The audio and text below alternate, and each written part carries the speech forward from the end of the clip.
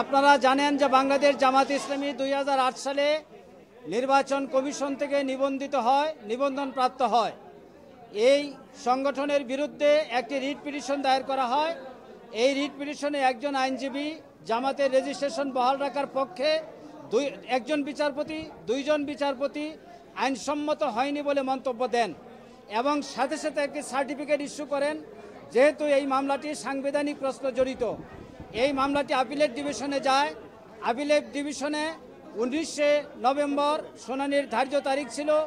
সেই দিন আমাদের সিনিয়র আইনজীবী অসুস্থ থাকায় তিনি আদালতে সময়ের প্রার্থনা করেন। বিজ্ঞ আদালত সেই সময়ের আবেদনটি নামঞ্জুর করেন এবং আমাদের এই মামলাটি ডিসমিস ফর ডিফল্ট করে দেন। আজকে আমরা এই পরিস্থিতিতে মাননীয় আপিল চেম্বার জজের কাছে গিয়েছিলাম। প্রথমে আমরা এটি দাখিল করেছি যথাযথ নিয়ম মোতাবেক। পরবর্তীতে এটা চেম্বার জজে গিয়েছে। 5 নম্বর আইটেম ছিল, সেখানে আমাদের আইনজীবীগণ বক্তব্য তুলে ধরেছেন। মাননীয় চেম্বার জজ বক্তব্য শোনার পর আগামী 21 অক্টোবর রেস্টোরেশনের উপরে শুনানি করবেন।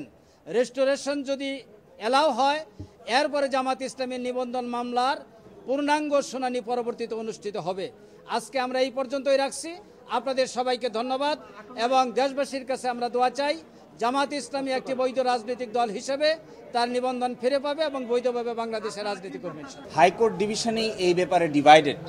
আপনারা জানেন 2জন বিচারপতি নিবন্ধন বাতিল করে রায় দিয়েছেন, আরেকজন বিচারপতি নিবন্ধনের পক্ষে রায় দিয়েছেন। মূল আর্গুমেন্ট করেছেন, নিবন্ধন বাতিলের পক্ষে যিনি আর্গুমেন্ট করেছেন তিনিই বলেছেন যে ব্যক্তি নিবন্ধনের মামলা এইভাবে বাতিল করার জন্য দায়ের করেছেন তিনি নিজেই পক্ষ দোষে দুষ্ট।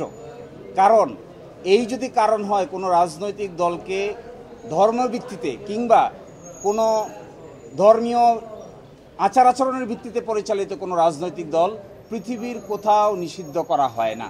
এবং Jamaat is a democratic political party. বাংলাদেশের সকল পার্লামেন্টে জামাতের রিপ্রেজেন্টেশন ছিল। এইভাবে কোনো কাউকে নিবন্ধন থেকে বাতিল দেওয়ার কোনো কারণ থাকতে পারে না। এটি গণপ্রতিনিধিত্ব অধ্যাদেশ 1972-এর পরিপন্থী, বাংলাদেশের সংবিধানের পরিপন্থী, বাংলাদেশের সংবিধানের 38 অনুচ্ছেদের পরিপন্থী। এই জন্য এটি কখনো গ্রহণযোগ্য হতে পারে না।